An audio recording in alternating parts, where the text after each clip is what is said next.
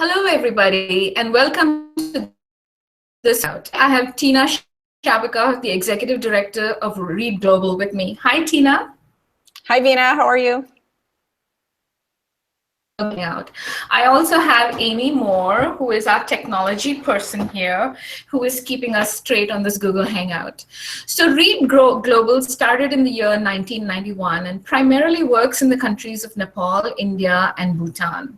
Read Global in Bhutan started in 2008. So Tina, why don't you go ahead and tell us what this grant will do for your organization? Great, thank you, Veena. I'm going to go ahead and share my screen. I've prepared a short presentation, which will give an overview of Read's work and then the Dining for Women grant. So Read Global, the work that we do, we empower rural communities. This Dining for Women grant specifically is about empowering rural women in Bhutan. So I'll get into that in just a moment. First, just wanted to give you a little bit of background on Read Global. So Read Global started its work in 1991 in the country of Nepal. And then with funding from the Bill and Melinda Gates Foundation, we were able to take our model to India about 10 years ago, and then next into Bhutan in 2008.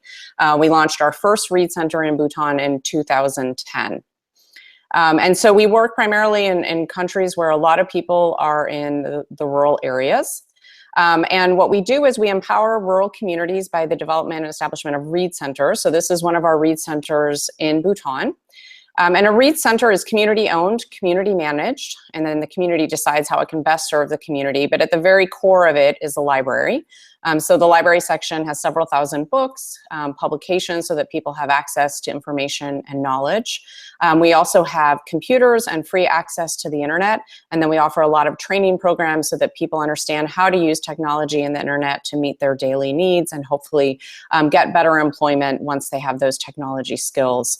We also have children's sections in all of the Read Centers. This allows us to provide child-friendly reading materials, educational toys that might not be present in the schools. And then because so many of the communities that we work in have a very high rate of illiteracy, this allows children to start learning how to read and to enjoy a love of reading even if their parents are illiterate. Women's empowerment is a huge part of Read's work. We have safe spaces for women in all Read Centers. This woman is actually Pema Tharzam. She is featured in a video that we created for the Dining for Women grant. So what we hear from many women in our communities is that Read Centers provide safe spaces for women to come and access informal education, to gather with other women so they can face their common challenges together. In many of the communities where we work, women need to actually ask permission from their husbands or their parents to leave their homes. And so Read Center might be the one place where they're allowed to go without getting permission. And it really opens up so many opportunities and possibilities for them once they get out of their homes and start accessing the education that's available at the Read Center. So for Pema, her story is just one of many of the thousands of women that we've reached through Read Centers. She was illiterate. She was a single mother, or is a single mother whose parents had died. She was living with her grandparents. And really didn't have a way to provide for her children outside of the basic farming activities that she was doing. So she came to the Read Center. She was able to learn how to sew, and now she's actually earning income so she can take better care of her children and better care of herself. And what this does for so many women like Pema is it really gives them hope for the future, that once they're able to earn, it just gives them a brighter outlook on life because they know they're going to be able to take better care of themselves and they know that things are going to look different for them in the future. So the Dining for Women grant that we're going to receive later this year is about empowering rural women in Bhutan through education, entrepreneurship, and economic opportunities. So this grant, we're going to be working in all 9 of the Read Centers that we have open to date in Bhutan. We're going to reach 300 women, and there's going to be 4 prongs to the program. We're going to start with literacy. Since so many women in Bhutanese communities do not know yet how to read, this is really the first step to giving them access to all the different other programs and services available at a Read Center. The second step of the program will be livelihood skills development. So that might be weaving, making textiles, making different products using bamboo, food processing, so dairy production or pickling, and then beekeeping and honey production. So those are the livelihood skills. Then we're going to link that with the third prong of the program, which will be financial literacy training, teaching women how to start small businesses, how to do basic marketing and bookkeeping, how to create a business plan so they can figure out if they have a viable business, and micro entrepreneurship training. And then the fourth prong of the Dining for Women grant will be helping us to create savings cooperatives through these Read centers. I'm sure that many Dining for Women members are familiar with the idea of self-help groups and savings cooperatives. This is actually a pretty new program in all of Bhutan, but especially for us at Read. So we're very excited that women will be forming these savings cooperatives, and then they can give each other loans so that they can use all the skills that they've got to actually launch their own businesses and take those to the next level. So that is what we are aiming to accomplish with the Dining for Women grant. We're very excited because these are new programs. We can build upon what we've already been doing in Nepal and India and bring these programs to Bhutan so that we can not just reach these 300 women, but then also start to change gender norms and perceptions about what is an appropriate role of a woman in her household. So with that, Meena, I'm going to go ahead and stop sharing my presentation and bring it back to you. So while we're waiting for you to return to us, Tina, I know what our members are dying to hear is give us a visual picture of Bhutan. Tell us more. Yeah, so I've been to Bhutan a number of times. It is a beautiful country. It's also very rural. It's about 700,000 people in the whole country. About 100,000 of them are in Thimphu, the capital.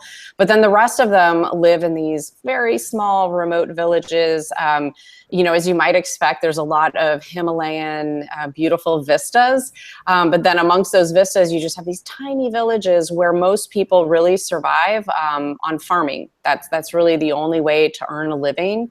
And so it's actually, you know, you can see where people are really cut off from a lot of opportunities. It's really hard for people to think outside of, you know, of just farming activities, because that's what everyone has done for so long. So beautiful country, but also a lack of opportunity, and it can be quite bleak in some places. So in the video that you sent us, which all our members will be watching, more of them watch the video than the Google Hangout, but can you tell us a little bit more about the families? Certainly it seems that your centers have become important gathering places for the community, but tell us more about how the women, are you getting good traction on them coming to your community centers? Yeah, I would say that getting women to come to the Read centers has taken a little bit longer because women, you know, they often have so many household chores. As in many Asian countries, women really have big households because they live with their parents and grandparents once they get married. And so they have a lot of people to take care of.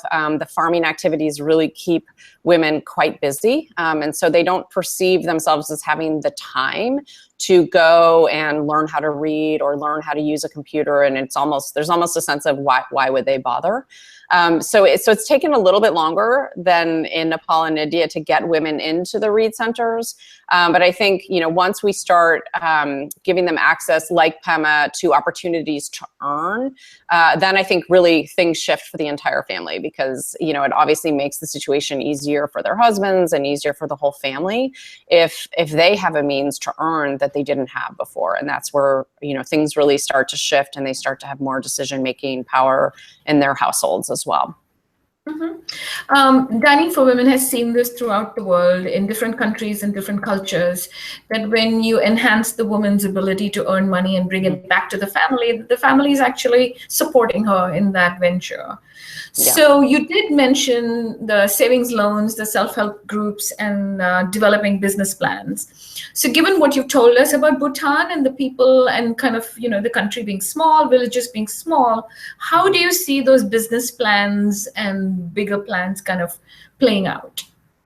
Yeah, well, I think Read Global and Read Bhutan will play a role in creating those market linkages for women who are starting their own businesses and learning a new skill. And that's something that we've already done quite a lot of, especially in India.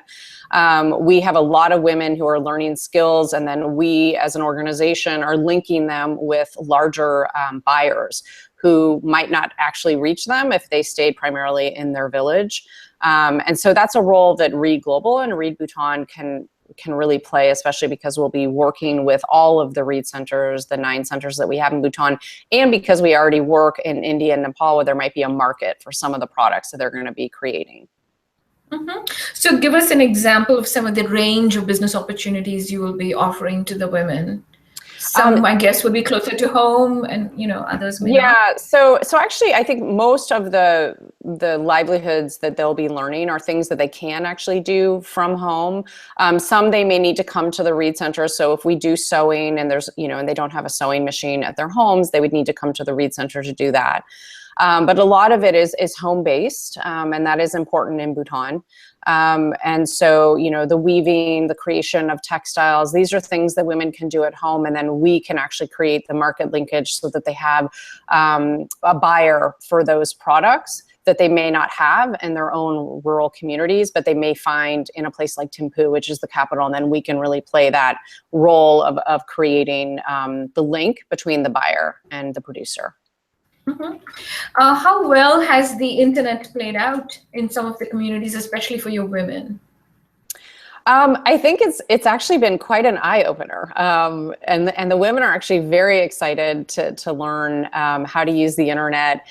We actually have one relationship with a school in Singapore where the students, and they've been fundraising for Read Bhutan for quite a long time, but these high school students are now doing English language video Skype calls with some of the women in the Read centers, which is really, we weren't sure how that was going to go at first, but it's really been fun for everybody. It gives the women an opportunity to not just use the internet, but also to test out their English skills in a way that's a little more fun and engaging. So it's actually giving them access to a new school that can help them, or a new skill that can help them get a job as well.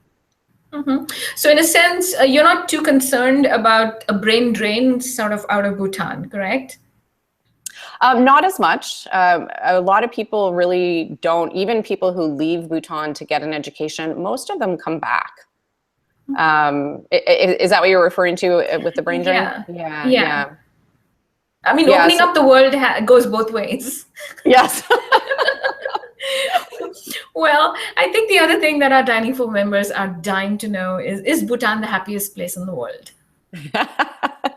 I love that question because I think Bhutan has both done itself a service and a disservice with this idea of gross national happiness. I think there's a lot of tourists who go there, and of course, as a tourist, you're having a very majestic experience. It's a beautiful country. It's actually quite clean, and because the government has made a commitment to only exploring economic growth if it can stay true to its cultural heritage and it can make sure that it's preserving the environment. I think that's an incredible policy that I wish, frankly, more countries would follow.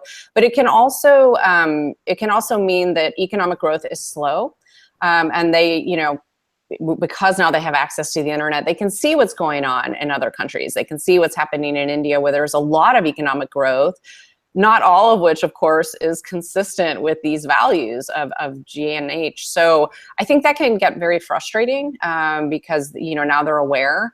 And when you're getting new skills, but you don't necessarily have a new job to use, where you can use those new skills, that can lead to a sense of despair. And so, we see some of that when we're in our communities. You see it, people are going into the cities hoping that they're going to find more jobs, but there aren't necessarily more jobs there yet because it is this sort of slow and steady growth that needs to happen. Tina, thank you so much for spending this time sharing your views and sharing all your ideas for Read Global in Bhutan. Clearly, you're working in a beautiful environment among communities who love the environment and want to safeguard it. Yeah. And we want to wish you the absolutely very best for all the success for Read Bhutan. Thank you so much for bringing Bhutan to us. Good luck. Thank you, Veena.